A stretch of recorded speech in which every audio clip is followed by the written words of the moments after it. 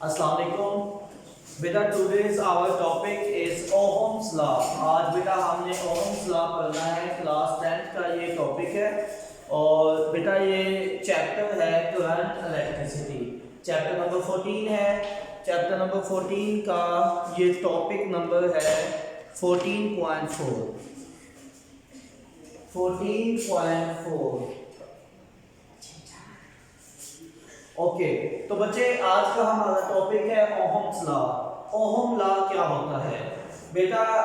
First time ohm ने एक experiment perform किया और उसने हमें बताया कि वोल्टेज और करंट का आपस में क्या रिलेशनशिप होता है। कि मतलब अगर आप वोल्टेज को बढ़ाते हैं तो क्या करंट कम होता है या करंट ज्यादा होता है। सिमिलरली वोल्टेज को कम करने से या नंबर ऑफ सेल्स को कम करने से करंट के ऊपर क्या इफेक्ट आता है। बेटा आजकल आप में हर बच्चे को पता है कि अगर आप घर में बड़ी बैटरी रखते हैं तो करंट ज्यादा मिलता है, अगर आप छोटी बैटरी रखेंगे तो करंट कम मिलेगा। अनफॉर्चुनेटली हम में से किसी ने ये एक्सपेरिमेंट नहीं परफॉर्म किया। सबसे पहले ओहम ने हमें ये एक्सपेरिमेंट परफॉर्म करके दिया, इसलिए हमने इसका नाम ओहम्स लॉ रखा है। बेटा this is very simple experiment. Anyone who can understand current and electricity he can easily understand this topic। ठीक है, तो बच्चे ओहम ने हमें क्या बताया? उसने जस्ट एक बात बताई कि अगर आप वोल्टेज को बढ़ाते जाएं तो करंट भी इंक्रीज होगा, अगर वोल्टेज को कम करेंगे तो करंट भी डिक्रीज हो जाएगा। तो जस्ट इतनी सी बात बताई कि लीनियर रिलेशनशिप है वोल्टेज और करंट के दरमियान। तो मैंने क्या बताया, अगर इसको हम फॉर्मल स्टेटमेंट में कन्वर्ट करें कि amount of current passing through a conductor is directly proportional. किसके डायरेक्टली प्रोपोर्शनल होगा बेटा? Potential difference applied across its and provided that the temperature and physical state of conductor does not change. For example बच्चे ये हमारे पास तो first कर लें, ये मेटल है, ये कोई कंडक्टर है, इसमें से जो करंट फ्लो कर रहा है वो किसके डायरेक्टली प्रोपोर्शनल है। बेटा हमने हमें बताया कि जो इसके क्रॉस आप वोल्टेज लगाते हो ना, जिस बैटरी के साथ इसको कनेक्ट करते हैं, ये उसके डायरेक्टली प्रोपोर्शनल है। शर्त क्या है कि इसका टेंपरेचर भी चेंज ना हो और दूसरी कंडीशन क्या है कि इसकी फिजिकल स्टेट ना चेंज हो, मतलब ये पिघल ना जाए, ये जिस फॉर्म में है ये उसी फॉर्म में रहे। तो बच्चे अब हम इसकी स्टेटमेंट लिख लेते हैं। यही बात जो मैं 3-4 दफा कर चुका हूं कि वोल्टेज को बढ़ाएंगे तो करंट ज्यादा होगा, वोल्टेज को कम करेंगे तो करंट कम होगा। तो ये जो अमाउंट ऑफ करंट है फ्लोइंग थ्रू अ कंडक्टर किसके डायरेक्टली प्रोपोर्शनल है? यही बेटा सबसे पहले हम इसकी स्टेटमेंट लिख लेते हैं। ये फर्स्ट हेडिंग है स्टेटमेंट। क्या स्टेटमेंट बेटा मैंने बताई कि अमाउंट ऑफ करंट कहां से पास हो रहा है? Flowing through a conductor. Amount of current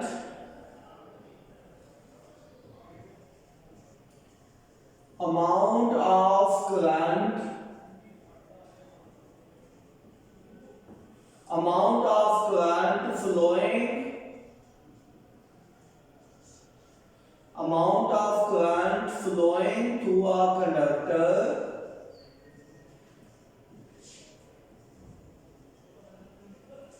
is directly proportional। बच्चों बताओ किसके डायरेक्टली प्रोपोर्शनल है? Directly proportional to potential difference. Potential difference कह लें बच्चों या वोल्टेज कह लें, एक ही बात है। Directly proportional to the potential difference या वोल्टेज। ठीक है, कहां पे ये वोल्टेज आपने अप्लाई किया? Cross it's directly proportional to the potential difference across its end. और शर्त क्या है बच्चों? प्रोवाइडेड दैट दो चीजें चेंज ना हो। Provided that temperature and physical state, temperature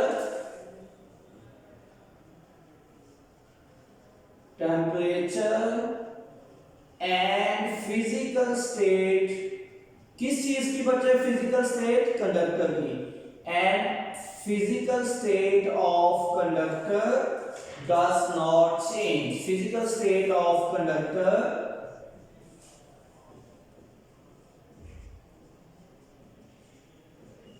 does not change. बस बेटा ये सिंपल सी स्टेटमेंट है। अगर हम इसको वर्ड में कन्वर्ट कर लें तो देखें, हम किसकी बात की है, अमाउंट ऑफ करंट। क्या होता है बच्चों, आई, अमाउंट ऑफ करंट। और ये डायरेक्टली प्रोपोर्शनल को क्या लिखते हैं, ये इस तरह से लिखते हैं डायरेक्टली प्रोपोर्शनल। किसके डायरेक्टली प्रोपोर्शनल है, पोटेंशियल डिफरेंस। ये पोटेंशियल डिफरेंस को क्या लिखते हैं, V। तो बच्चे इन तीनों चीजों को इकट्ठा कर दो। कौन सी तीन चीजें हैं, सबसे पहले करंट, सबसे पहले बच्चों करंट, उसके बाद डायरेक्टली प्रोपोर्शनल, उसके बाद वोल्टेज। तो स्टेटमेंट से हम इसका मैथमेटिकल फॉर्म बना लेते हैं कि current is directly proportional to voltage. Current is directly proportional to voltage.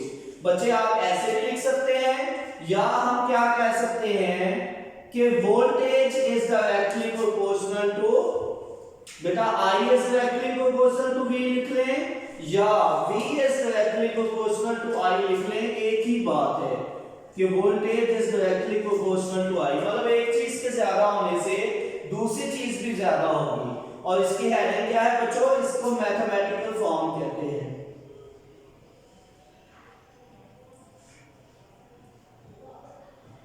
तो बच्चों ये इसकी मैथमेटिकल फॉर्म है।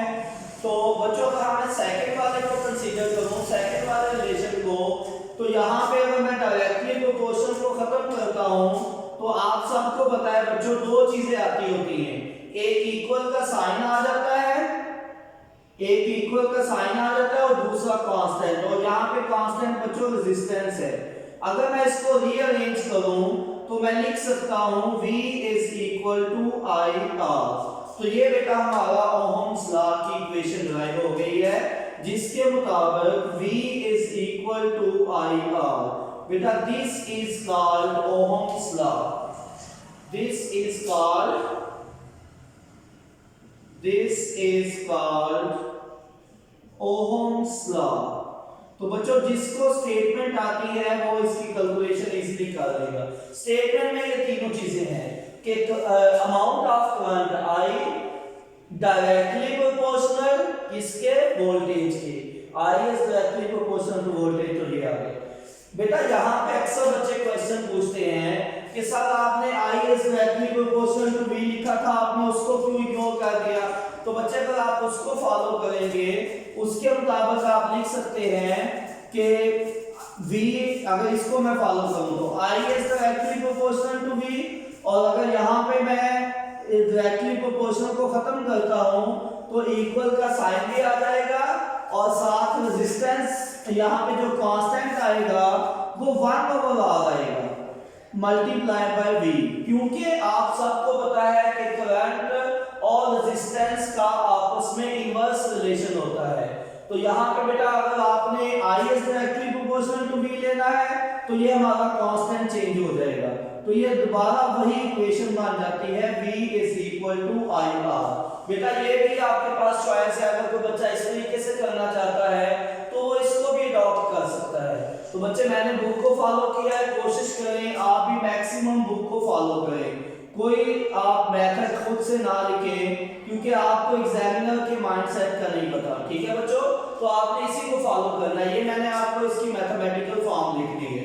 अब बच्चे ये उसने ओहम लॉ ने ये बात कैसे साबित की कि अगर आप वोल्टेज को बढ़ाएं तो करंट भी इंक्रीज होता है, और अगर वोल्टेज को कम करें तो करंट भी डिक्रीज होता है।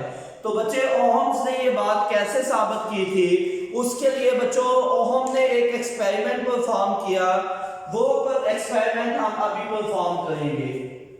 तो बेटा अब हम उसकी ये एक्टिविटी या एक्सपेरिमेंट की हेडिंग नेक्स्ट आ जाएगी। ठीक है, यहाँ पे आपने हर एक चीज के बारे में बता दें कि वेयर, यहाँ पे बच्चों I क्या चीज है, V क्या चीज है, और R क्या चीज है, हर एक चीज के बारे में बता दें। I क्या है बच्चों, current flowing through the conductor, current flowing through the conductor. I is the current flowing through the conductor. हाल सबको पता है, आपने पीछे पूरा rate of flow of charges is called current, इसके बारे में हम जानते हैं बच्चों। V क्या है, वोल्टेज है या पोटेंशियल डिफरेंस है, ये भी आप पीछे पा चुके हैं। Dissipation of electrical energy into other form of energy, ये हो गया बच्चों पोटेंशियल डिफरेंस। और R क्या है, ये यहाँ पे आपके लिए एक नई चीज आई है जो कि रेजिस्टेंस को बोलते हैं। रेजिस्टेंस क्या होती है, ये आगे जाके हम इसकी डेफिनेशन, इसका यूनिट सारा कुछ करेंगे। पहले हम इसका एक्सपेरिमेंट परफॉर्म कर लें। तो बच्चे आपने एक एक्टिविटी कर दी है, नेक्स्ट हेडिंग आ जाएगी एक्टिविटी। उसमें हमने ये साबित करना है कि अगर वोल्टेज को बढ़ाएं तो करंट भी इंक्रीज होता है। तो बेटा सबसे पहले आपने क्या करना है, आपने एक नाइक्रोम की वायर कंसीडर करनी है। फर्स्ट करें नाइक्रोम वायर। अब नाइक्रोम वायर क्या होती है बेटा, ये अलॉय होता है जिसमें निकल और क्रोमियम होता है, ये दोनों मिलकर निकल और क्रोमियम नाइक्रोम वायर बनाते हैं। ठीक है बच्चों, तो आपने सबसे पहले डायग्राम बना ले ताकि आपको इसकी थ्योरी लिखने में आसानी हो। ठीक है, तो सबसे पहले डायग्राम बनाएंगे तो कंस्ट्रक्शन भी ज्यादा इजीली अंडरस्टैंड हो जाएगी। बेटा फर्ज करें कि ये आपके पास एक नाइक्रोम की वायर है, ये जो मैं बना रहा हूं ये किस चीज की बनी हुई है बच्चों, ये एक नाइक्रोम की बनी हुई वायर है। ठीक है, अच्छा जी, ये नाइक्रोम वायर आपने कंसीडर कर ली है। इसके आपने सीरीज में करंट को मेजर करने के लिए एमीटर लगा दे, ये मैं इसके सीरीज में एमीटर लगा रहा हूं। ठीक है बच्चों, अच्छा जी, इसके बाद आपने इसको किसके साथ कनेक्ट कर देना है, किसी बैटरी के साथ। और आपको पता होना चाहिए बैटरी की वोल्टेज क्या होती है, V होती है। ठीक है, ये प्लस है, ये माइनस है, बैटरी के साथ कनेक्ट कर दिया इसको। और बच्चे इधर से भी इसको बैटरी के नेगेटिव टर्मिनल के साथ, तो ये बैठ गया हमारा सर्किट। लेकिन देखिए वोल्टेज भी हमने मेजर करना है, तो वोल्टेज को मेजर करने के लिए इस सर्किट में आपने क्या करना है, वोल्ट मीटर कनेक्ट करना है। और आप बच्चों आप सबको पता है, आपने पिछले चैप्टर में सीखा था कि वोल्ट मीटर को सर्किट में हमेशा बेटा पैरेलल कनेक्ट करते हैं। तो ये मैंने वोल्ट मीटर को यहाँ पे पैरेलली कनेक्ट कर दिया, ये वोल्ट मीटर कनेक्ट हो गया। तो ये बेटा हमारे पास सिंपल सी कंस्ट्रक्शन है। तो कंस्ट्रक्शन में क्या है, एक नाइक्रोम वायर है। अभी हम कंस्ट्रक्शन लिखते हैं, जो चीजें आपने कनेक्ट की हैं उन सब के बारे में बच्चों आपने कंस्ट्रक्शन में बता देना है। क्या क्या चीज कंसीडर की है, एक तो नाइक्रोम वायर कंसीडर की है।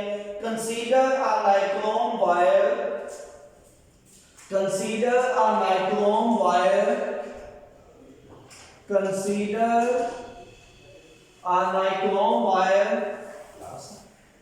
Consider a nichrome wire.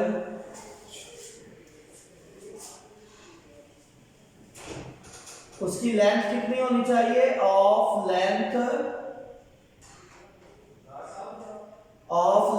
50 centimetre.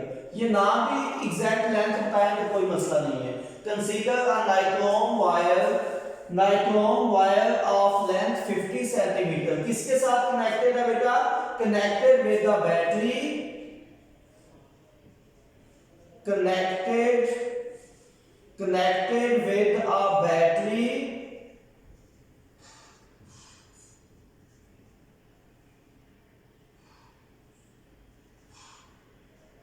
connected with a battery of voltage,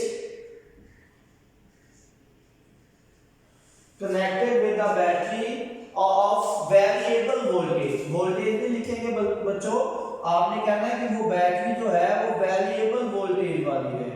क्योंकि आपने वेरिएबल वोल्टेज लिखा है, इट मींस कि आपको इसके ऊपर वेरिएबल भी शो करना है। वेरिएबल का मतलब है कि जिसको आप चेंज कर सकते हैं। ये मैंने वेरिएबल का साइन ऊपर डाल दिया कि इसको आप चेंज कर सकते हैं, इसकी वैल्यूज को चेंज किया जा सकता है। ठीक है, with the battery of voltage. फिलहाल हम इसके साथ जो बैटरी लगा रहे हैं उसकी वोल्टेज है 1.5 वोल्ट। ये बैटरी बेटा मैंने कितने की कनेक्ट की है इसके साथ, 1.5 वोल्ट। तो ये हमारे पास इसकी वोल्टेज है।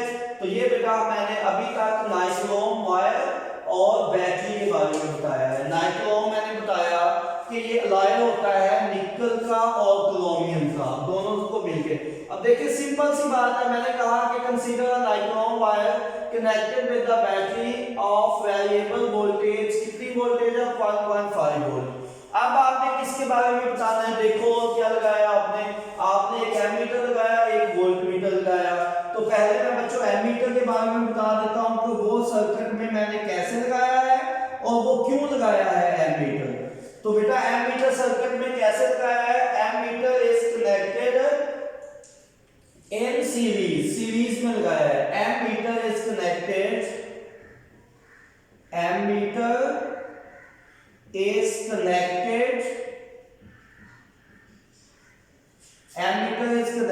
इन सीरीज। क्यों लगाया बच्चों connected in series, to measure the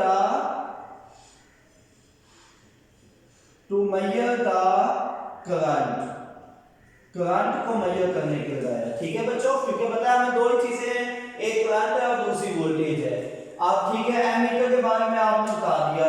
अब दूसरी कौन सी चीज है, वोल्टमीटर, उसके बारे में बताएं कि क्यों लगाया है, कैसे लगाया है, ये दोनों चीजें बताएं वोल्टमीटर के बारे में। ठीक है, वोल्टमीटर पहले तो ये बताएं लगाया कैसे, क्यों लगाया, कि क्या मेजर करने के लिए लगाया है।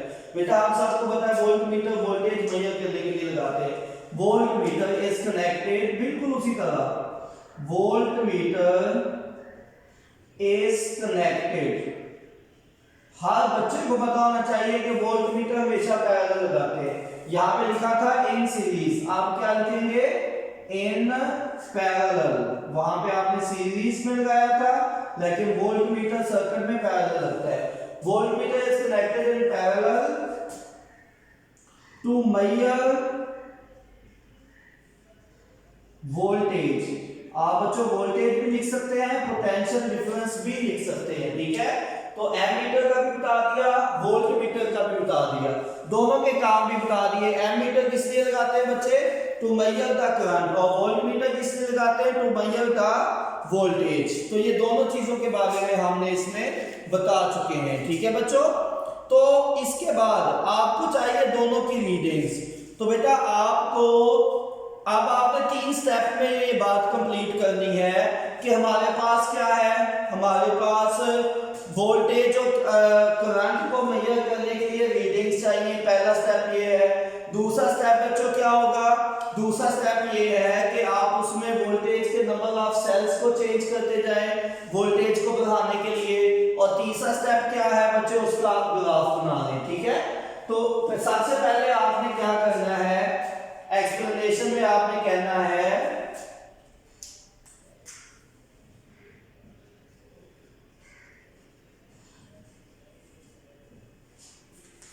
obtain the set of readings for V and I.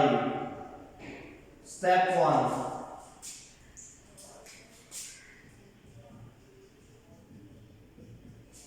Obtain the set of readings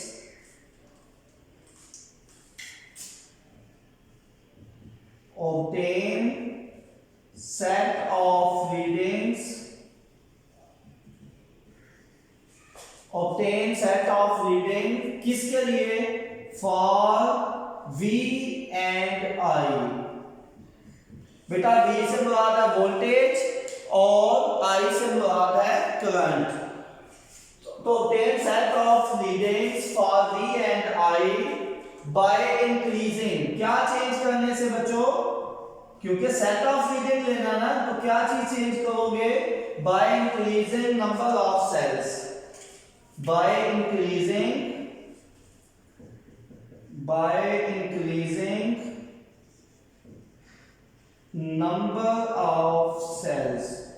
number of cells को increase करके। obtain set of reading for V and I by increasing the number of cells। ये बेटा पहला step हो गया कि आपने बहुत सी वैल्यूज वोल्टेज की और करंट की ले ली। कैसे, पहले बैटरी लगाई थी 1.5 वोल्ट की, फिर उसके साथ बेटा एक और बैटरी लगा दे प्लस 1.5 वोल्ट की, तो ये बन जाएंगे बेटा 3 वोल्ट। फिर तीसरी दफा फिर एक और सेल अटैच कर दे 1.5। तो जैसे जैसे आप वोल्टेज बढ़ाते जाओगे करंट की वैल्यूज भी बढ़ती जाएंगी। जैसे जैसे आपने वोल्टेज को बढ़ाना है तो करंट भी बेटा उसकी वैल्यू बढ़ती जाएगी, ठीक है। तो अब स्टेप 2 में आपने क्या करना है, ग्राफ बना लेना है। स्टेप 2 में आपने कहना है plot a graph for V and I, plot a graph for V and I, plot a graph for V and I। बेटा वोल्टेज और करंट के लिए आप ग्राफ बना लें, ठीक है। Plot a graph for V and I। तो जब आप ग्राफ बनाएंगे तो आप देखेंगे बेटे जो ग्राफ है उसकी शेप कैसी है आपके ख्याल में। ग्राफ की शेप आएगी बेटा, it will show straight line आएगी, ठीक है। Plot a graph for V and I, और स्टेप 3 में आप वो ग्राफ बना देंगे, या स्टेप 2 में इसको कंप्लीट कर दें।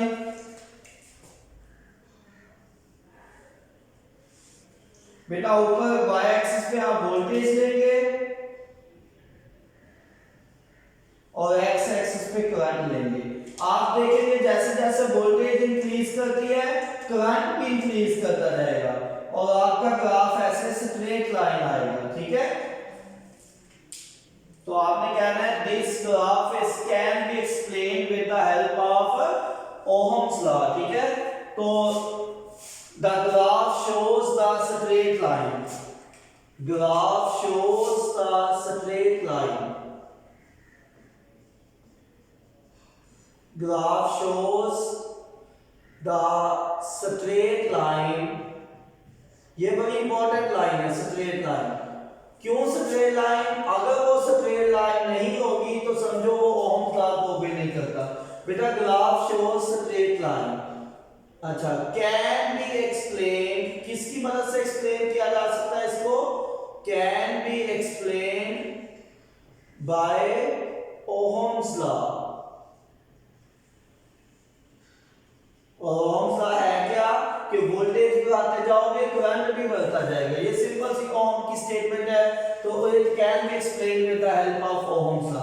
तो बच्चों यहाँ पे जरा गौर करें। सबसे पहले आपने क्या किया कि नाइट्रोन वायर को बैटरी के साथ कनेक्ट किया, फिर आपने कहा कि एमीटर सीरीज में लगाया टू मेजर द करंट, फिर आपने कहा कि voltmeter is connected in parallel to measure the voltage, फिर आपने कहा कि obtain the set of readings. Set of readings कैसे आएंगी जब तक आप वैल्यूज नहीं चेंज करते, इसलिए मैंने लिखा कि obtain the set of reading, sorry obtain set of reading for V and I। कैसे? By increasing number of cell, number of cell increase करते गए तो रीडिंग्स की वैल्यू आती गई। हमने ग्राफ बना दिया, ठीक है। और वो ग्राफ कैसा था बच्चों? वो ग्राफ एक स्ट्रेट लाइन थी। तो यहां तक हमें समझ आ गई कि ओहम ने ये एक्सपेरिमेंट कैसे परफॉर्म किया था। इसके बाद बच्चों आपने क्या करना है, यहां से दोबारा शुरू कर दें। V = I आती ना ओहम की स्टेटमेंट, इसको दोबारा यहां से लेके चले। हमें पता है ना कि ये ओहम लॉ, ओहम हमने यहाँ पे लिखा कि graph shows straight line can be explained with by the ohm law. Ohm law है क्या? V = IR, इसकी मदद से एक्सप्लेन किया जा सकता है। अब बच्चे यहाँ पे आपने बता चुके हैं वोल्टेज का भी हमें पता है, करंट का भी पता है, लेकिन अगर नहीं पता तो किस बात का नहीं पता? रेजिस्टेंस का नहीं पता। तो इसलिए बच्चों सबसे पहले आपने यहाँ पे रेजिस्टेंस को डिफाइन या एक्सप्लेन करना है कि ये रेजिस्टेंस होती क्या है। बेटा it is the property of the substance. क्या प्रॉपर्टी है? ये वो प्रॉपर्टी है जो अपोजिशन ऑफर करती है to the flow of current. Current के रास्ते में जो रुकावट होती है उसको हम रेजिस्टेंस कहते हैं। तो बेटा मैंने क्या कहा? Property of substance which offer resistance, which offer resistance to the flow of charges, ठीक है। तो measure of opposition ऐसे भी कह सकते हैं, offered by the conductor। तो जो कंडक्टर रेजिस्टेंस ऑफर करता है उसको हम क्या कहते हैं बच्चों? सॉरी कंडक्टर जो अपोजिशन ऑफर करता है उसको हम बेटा रेजिस्टेंस कहते हैं, ठीक है। तो मैंने क्या बताया? opposition to the flow of current, just इतना भी लिख दें, opposition to the flow of current या measure of opposition to the flow of current is called resistance। opposition to the flow of current, opposition opposition to flow of current, opposition to flow of current is called resistance. बेटा आप ये भी लिख सकते हैं Mayer law of opposition to the flow of current. Mayer law of opposition to the flow of current is called resistance. और बेटा ये रेजिस्टेंस होती किस वजह से है, रीजन क्या है? ये रेजिस्टेंस की रीजन क्या होती है? रेजिस्टेंस इज ड्यू टू, किस वजह से होती है बच्चों? Due to collision of electrons. अब आपने वजह बतानी है, due to collision of electrons with atoms of conductor, with atoms of conductor। बच्चों जो कंडक्टर के अंदर एटम्स होते हैं ना, जब उनके साथ फ्री इलेक्ट्रॉन्स ट्राई करते हैं या टकराते हैं या कोलाइड करते हैं तो वो अपोजिशन ऑफर करते हैं। तो ये रेजिस्टेंस किस वजह से होती है बच्चों? Resistance is due to the collision, this is very important, collision of electron with atoms of conductor। अब बच्चों नेक्स्ट आ गया रेजिस्टेंस का फार्मूला। शाबाश बच्चों, बता दो क्या होता है रेजिस्टेंस का फार्मूला? ओहम्स लॉ से निकाल सकते हैं हम इजीली रेजिस्टेंस का फार्मूला। फार्मूला से पहले बच्चों आपको रेजिस्टेंस का यूनिट भी बताना चाहिए। रेजिस्टेंस का यूनिट होता है बच्चों ओहम्स, रेजिस्टेंस का यूनिट होता है ओहम, और इसको कैसे डिनोट करते हैं? डिनोटेड बाय ओहम्स, इस यूनिट है ओहम्स, और बच्चे इट इज डिनोटेड बाय,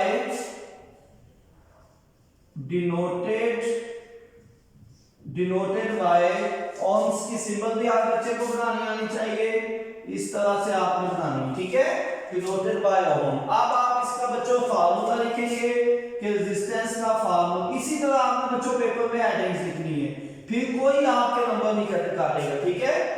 तो बेटा इसका यूनिट ओहम होता है, डिनोटेड बाय दिस, ठीक है। और आगे आपने लिख दिया इसका फार्मूला, आपको पता है ओहम का होता है V इक्वल टू IR, तो R is equal to V over I, ये इसका फार्मूला है, ठीक है। तो यहां से फार्मूले से बच्चों एक और यूनिट भी बन सकता है, वो क्या होगा? ऊपर वोल्टेज है, नीचे करंट है, ठीक है। ऊपर वोल्टेज देखिए V का वोल्ट है ना, तो इसका यूनिट आ गया वोल्ट पर एम्पियर, तो ये भी इसका यूनिट बनता है वोल्ट पर एम्पियर। तो ये यहां इसी के साथ लिख ले, सेकंड यूनिट इसका क्या है? वोल्ट पर एम्पियर। बेटे वोल्ट पर एम्पियर भी होता है, ओहम्स भी होता है, तो ये हमारे पास इसके दोनों यूनिट आ गए, ठीक है। तो ये मैं अब यहां से रेज कर देता हूं, ये जस्ट फॉर अंडरस्टैंडिंग, ठीक है। आप रेजिस्टेंस के जो यूनिट है उसको भी आपने डिफाइन करना है। तो बच्चों याद रखो कि जब भी यूनिट्स को डिफाइन करते हैं, मसलन ओहम, एक 1 ओहम को आपने डिफाइन करना है, तो मैंने बताया था कि जब भी यूनिट को डिफाइन करना है तो पहले वो यूनिट लिख लिया करो, फिर उसको डिफाइन करना आसान होता है। जैसे रेजिस्टेंस का यूनिट बच्चों ओहम होता है, ये मैंने लिख लिया। बेटा वोल्टेज का यूनिट होता है वोल्ट, ये मैंने लिख लिया। फिर मैंने करंट का यूनिट एम्पियर होता है, ये बच्चों मैंने लिख लिया एम्पियर। अब जिस बच्चे ने जब भी यूनिट को डिफाइन कर रहा है वो इसी तरह करेगा। अब देखो बेटा मैंने क्या बताना है, 1 ओहम क्या होता है। अब हर चीज की वैल्यू यूनिट कर दो, 1 लिख दो। ये 1 ओहम जब पोटेंशियल डिफरेंस 1 वोल्ट होगा और सर्किट में से 1 एम्पियर करंट गुजरेगा, तो उस वक्त उसकी रेजिस्टेंस 1 ओहम हो जाएगी। क्या बताया कि जब 1 वोल्ट पोटेंशियल डिफरेंस होगा, कहां? Across the end of the conductor. बेटा करंट सर्किट में से 1 एम्पियर गुजरेगा, उस वक्त रेजिस्टेंस 1 ओम होगी, ठीक है। तो मैंने क्या बताया कि when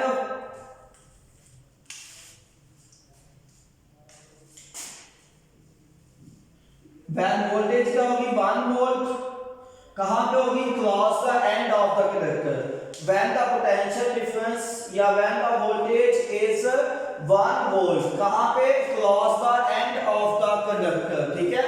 when the potential difference of 1 volt, when potential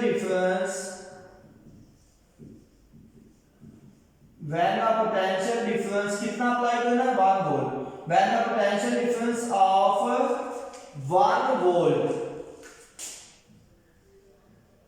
बच्चों कहां पे अप्लाई करना है applied at the end of a conductor applied at end of conductor और बेटा कंडक्टर में से कितना करंट फ्लो करे and 1 ampere current flows through the conductor and 1 ampere current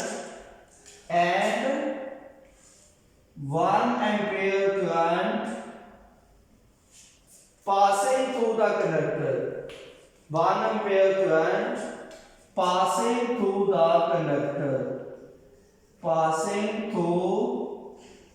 conductor when ampere current passing through conductor then the resistance will be 1 ohm then resistance will be 1 ohm अगर किसी बच्चे को नहीं नजर आ रहा तो जस्ट बेटा सुन ले कि when 1 volt potential difference is applied कहां पे across the end of a conductor and कितना सर्किट में से या कंडक्टर में से करंट फ्लो करे and 1 ampere current passing through the conductor then the resistance will be 1 ohm क्योंकि ये रेजिस्टेंस है और ये पोटेंशियल डिफरेंस है और ये करंट है ठीक है when potential difference of 1 volt is applied कहां पे across the end of a conductor and ये करंट है and 1 ampere current passing through the conductor then the resistance will be 1 ohm बेटा ये यूनिट की डेफिनेशन भी आ गई है तो ये बेटा यहां तक ये बात कंप्लीट हो गई है रेजिस्टेंस के बारे में ठीक है बच्चों अब हमने क्या बताना है कि ओहम्स लॉ किसके लिए एप्लीकेबल होता है तो बच्चों सबसे पहले मैं आपको बताता हूं कि ओहम्स लॉ जो होता है ये मेटालिक कंडक्टर के लिए एप्लीकेबल होता है किसके लिए एप्लीकेबल होता है ओहम्स लॉ बच्चों किसके लिए एप्लीकेबल है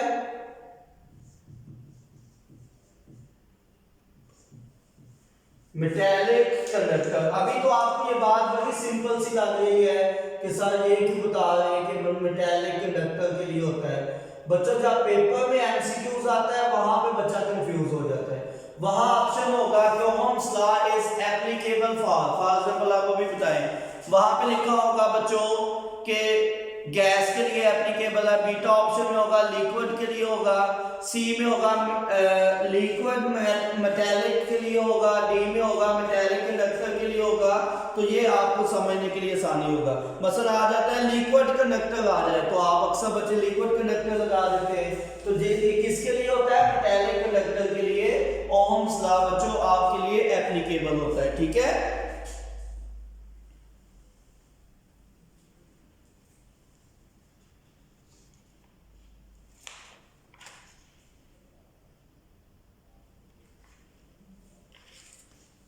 तो बच्चों this is all about Ohm's law बच्चे एक बात और याद रखेंगे पेपर में आपसे वो कुछ भी पूछ सकता है ओहम्स लॉ के बारे में बच्चे मसलन वो कह देता है कि बताएं जी ओहम्स लॉ के लिए क्या दो कंडीशन है एक तो उसका टेंपरेचर कांस्टेंट रहना चाहिए दूसरा उसकी फिजिकल स्टेट चेंज ना हो ये देखो मैंने यहां पे बताया हुआ तो अक्सर बच्चे पेपर को उस पॉइंट ऑफ व्यू से नहीं नोटिस करते वहां पे भी परेशान हो जाते हैं तो ओहम लॉ कब एप्लीकेबल होता है जब टेंपरेचर और physical state of the conductor does not change जब उसकी टेंपरेचर और फिजिकल स्टेट चेंज ना हो तो ओहम्स लॉ बेटा एप्लीकेबल होता है तो यहां तक मैंने आपको सब कुछ बता दिया अगर फॉर एग्जांपल वो कहता है वोल्टेज को डबल कर दें गौर करें यहां पे अगर वोल्टेज को डबल कर दें तो 2v करंट को डबल कर दें तो 2i बताओ रेजिस्टेंस पे क्या लो फैक्टर 2 से 2 कैंसिल हो जाएगा तो बेटा इस तरह के वो आपसे पेपर में एमसीक्यूज पूछ सकता है ये बात दिमाग में रखें ठीक है और बच्चे जो हमारी ड्राई बॉडी होती है उसकी रेजिस्टेंस होती है 1 लाख ओम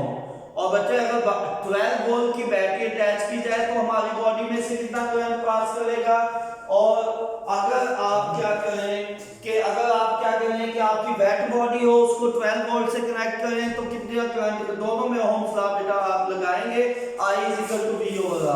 तो अक्सर बच्चे ये क्या करते हैं, जब वो फिजिकल डेली लाइफ की एग्जांपल आती है तो वो कंफ्यूज हो जाते हैं। बेटा ये जस्ट एक एक्सरसाइज का न्यूमेरिकल है जो मैंने अभी डिस्कस किया है, ठीक है। तो ohm law is applicable for metallic conductor. बेटा कुछ इसके बाद नेक्स्ट है कैरेक्टरिस्टिक्स है ओहम और नॉन ओहमिक कंडक्टर्स की।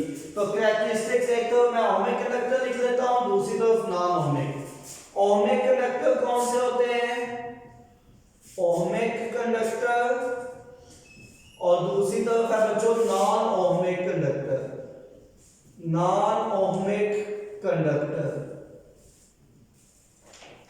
तो बच्चों इन दोनों में आपने डिफरेंस बताना है, ओहमिक कंडक्टर कौन से होते हैं और नॉन ओहमिक कौन से होते हैं। बेटा सिंपल सी बात है, पहला तो सबसे आसान है बेटा, which obey Ohm's law are called ohmic conductor और which do not obey Ohm's law are called non ohmic। मैं फिर रिपीट कर देता हूं बेटा, which obey Ohm's law are called ohmic conductor और which do not obey Ohm's law are called non ohmic conductor। ठीक है बच्चों, तो ये सबसे पहला एक बेसिक डिफरेंस मैंने बता दिया कि जो ओहम्स लॉ को ओबे करते हैं वो ओहमिक कंडक्टर हैं और जो ओहम्स लॉ को ओबे नहीं करते वो नॉन ओहमिक हैं। ठीक है बच्चों, तो ये बात एक आपको माइंड में रखनी है कि ओहमिक कौन से होते हैं और नॉन ओहमिक कौन से होते हैं। ठीक है, ओहमिक कंडक्टर कौन से होते हैं और नॉन ओहमिक कौन से होते हैं। तो मैं फिर बता देता हूं बेटा, which obey Ohm's law are called ohmic conductor,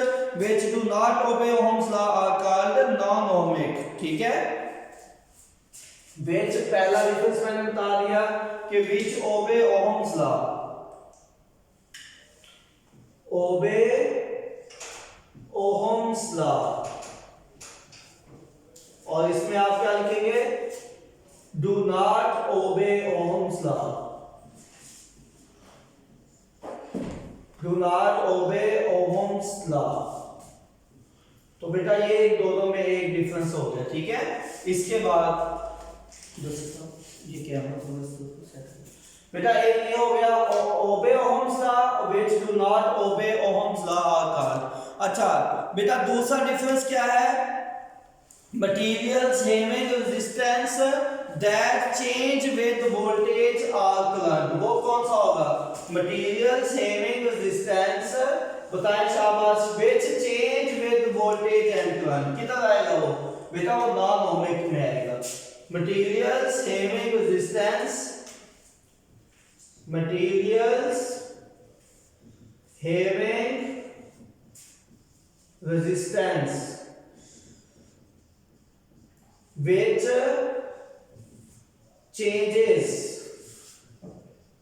with voltage and current are called, उनको क्या कहते हैं बच्चों, are called non ohmic material। तो फिर बच्चों इधर हम क्या लिखेंगे, ये था material having resistance which change, जो कि चेंज हो जाती है। याद रखें कि ओहम्स लॉ में रेजिस्टेंस कांस्टेंट रहती है, कभी भी चेंज नहीं होगी। Material having resistance constant, materials having resistance constant over wide range of voltages and current। बेटा जो मर्जी रेंज हो वोल्टेज की, ये रेजिस्टेंस हमेशा कांस्टेंट रहती है। तो इट मींस के are called ohmic material. Ohmic में रेजिस्टेंस कांस्टेंट रहती है, इसमें चेंज हो जाती है। ठीक है बच्चों, इसमें होती है लीनियर क्योंकि वोल्टेज इसमें रेजिस्टेंस कांस्टेंट है, इसमें लीनियर रिलेशनशिप होता है वोल्टेज और करंट के दरमियान। Linear relationship between voltage and current, linear relationship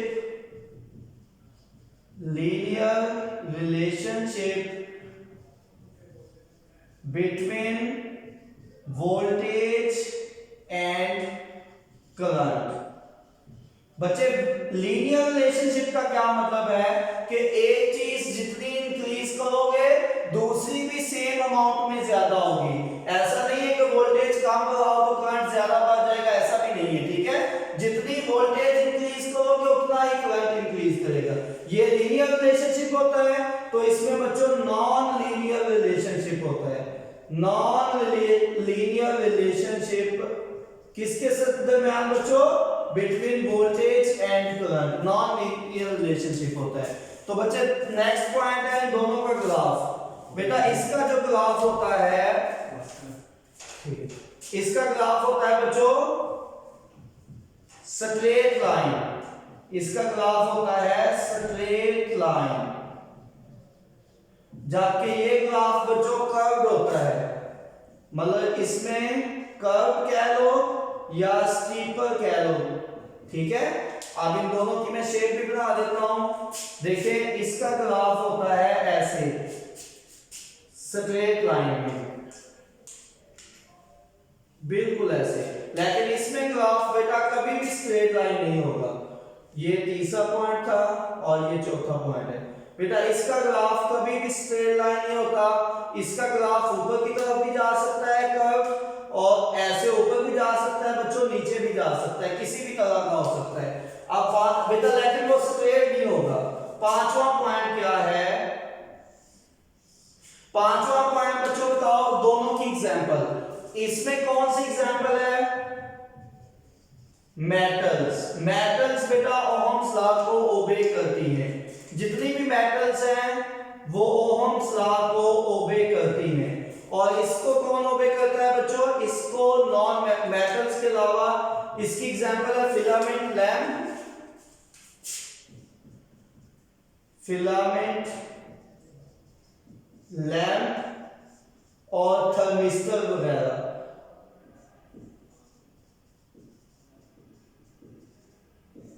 अब फिलामेंट लैंप और थर्मिस्टर की आपने ज्यादा से डेफिनेशन लिखनी है। अब मैं बोल देता हूं क्योंकि नीचे जगह कम है। थर्मिस्टर क्या होता है और फिलामेंट लैंप क्या होता है? बच्चों आपने इन दोनों के बारे में अलग से बता देना है कि फिलामेंट लैंप क्या चीज है और थर्मिस्टर। फिलामेंट लैंप ले बेटा शोज नॉन ओहमिक मटेरियल, ठीक है, वो मैंने बता दिया, ठीक है। तो व्हेन द रेजिस्टेंस इंक्रीजेस, इसकी बेटा जो फिलामेंट लैंप होता है इसका बारे में लिख लें। It's resistance increases as it gets hotter, जैसे जैसे गर्म होता है इसकी रेजिस्टेंस इंक्रीज होती है। Resistance increases and current decreases. Similarly बेटा थर्मिस्टर के बारे में यही लाइन लिख लें। It's resistance decreases as it gets hotter, जैसे ये गर्म होता है, एंड करंट, क्योंकि रेजिस्टेंस इसकी डिक्रीज हुई है, एंड करंट इंक्रीज। बेटा ये दोनों एक दूसरे के रेसिप्रोकल होते हैं। जो काम लैंप में होता है इसके उल्ट होता है, इसीलिए हम इसको हीट सेंसिटिव रेजिस्टर भी कहते हैं थर्मिस्टर को। Thermistor is also called heat sensitive resistor. बेटा इन दोनों की लाइनें मैं फिर बोल देता हूं। फिलामेंट लैंप में आपने कहना है कि it's resistance increases and current decreases as it gets hotter। इसमें लिखेंगे its resistance decreases and current increases as it gets hotter। So thermistor is also called heat sensitive resistor। heat sensitive resistor। क्यों current increase होता है? क्योंकि availability of free electron increase हो जाती है thermistor में जैसे ही टेंपरेचर इंक्रीज करते हैं, ठीक है बच्चों। तो this is all about Ohm's law. मैं फिर जल्दी से रिपीट कर देता हूं। ओहम लॉ क्या होता है? Amount of current passing through a conductor is directly proportional to the potential difference across it ends. तो पोटेंशियल बेटा current is directly proportional to voltage. Directly proportional खत्म करें तो कांस्टेंट R आ गया, I V = IR। This is called Ohm's law. फिर मैंने construction बताई कि कंसीडर अ नाइक्रोम वायर। अब नाइक्रोम वायर कौन सी होती है? जिसमें निकल और क्रोमियम से मिलकर बनी होती है। Consider a nichrome wire, length कितनी है? 50 centimetre, connected with a battery of variable voltage of 1.5 volt. वो वेरिएबल वोल्टेज इसलिए लगाई क्योंकि हमने अभी 1.5 है, फिर 3 वोल्ट करना है, फिर 4.5, डिफरेंट वोल्टेजेस अटैच करनी है। अच्छा ये तो हो गया नाइक्रोम और बैटरी की बात। अब एमीटर और voltmeter. Ammeter connected in series, किस लिए? To measure the current. Voltmeter connected in parallel to measure the voltage. फिर आपने कहना है obtain a set of feeding, अब सेट ऑफ फीडिंग बेटा हमेशा तब आती है जब आप नंबर ऑफ सेल्स के इंक्रीज करते हैं, by increasing the number of cells, तो फिर ग्राफ बन जाता है। और ग्राफ क्या होता है बच्चों, स्ट्रेट लाइन होती है। ये भी पेपर में एमसीक्यूज आ जाता है कि Ohm's law, graph of Ohm's law A, option A में आता है स्ट्रेट लाइन, बी में आता है कर्व लाइन, सी में आता है एलिप्स, इस तरह के ऑप्शन, तो आपने स्ट्रेट लाइन वाला एमसीक्यूज लगाना है। फिर मैंने बताया वोल्टेज और करंट का, हमें पहले पता है करंट क्या होता है, flow of charges is called current, और बेटा ये dissipation of electrical energy into other form of energy. Resistance का हमें नहीं पता, रेजिस्टेंस क्या होती है, opposition to the flow of current. अगर आप ये बता देंगे प्रॉपर्टी ऑफ सब्सटेंस तो ज्यादा अच्छा हो जाएगा, प्रॉपर्टी ऑफ सब्सटेंस तो offer which offer opposition to the flow of current through it is called resistance. Resistance किस वजह से होती है, collision of electron with atoms of the conductor, बेटा जो इलेक्ट्रॉन होते हैं एटम्स के साथ कोलाइड करते हैं, तो इसका यूनिट ओहम होता है, इसका फार्मूला ओहम लॉ से डिराइव कर लिया। 1 ओहम कब होता है, जब 1 वोल्ट बेटा वोल्ट पोटेंशियल डिफरेंस होता है कहां पे, across the end of the conductor, and 1 ampere current passing through the conductor, then the resistance will be 1 ohm. फिर मैंने बताया ओहमिक कौन से होते हैं, नॉन ओहमिक। ओहमिक वो होते हैं which obey Ohm's law, which do not obey Ohm's law, non ohmic। बेटा इनकी रेजिस्टेंस कांस्टेंट होती है, इनकी रेजिस्टेंस चेंज होती है वोल्टेज के साथ। इसका लीनियर रिलेशनशिप होता है वोल्टेज और करंट का, इसका नॉन लीनियर रिलेशनशिप। बेटा इसका ग्राफ होता है स्ट्रेट लाइन, इसका कर्व भी हो सकता है, स्टीपर भी हो सकता है। बेटा इसको मेटल्स फॉर, इसकी एग्जांपल है मेटल, जितनी भी मेटल्स है इसमें फिलामेंट लैंप और थर्मिस्टर। इनमें मैंने क्या लिखा है, फिलामेंट लैंप में क्या होता है, its resistance increases and current decreases, कैसे, with the rise of temperature. इसमें मैंने क्या बताया, its resistance decreases with increase of current as the temperature will increase. Okay बेटा, बेस्ट ऑफ लक, अल्लाह हाफिज।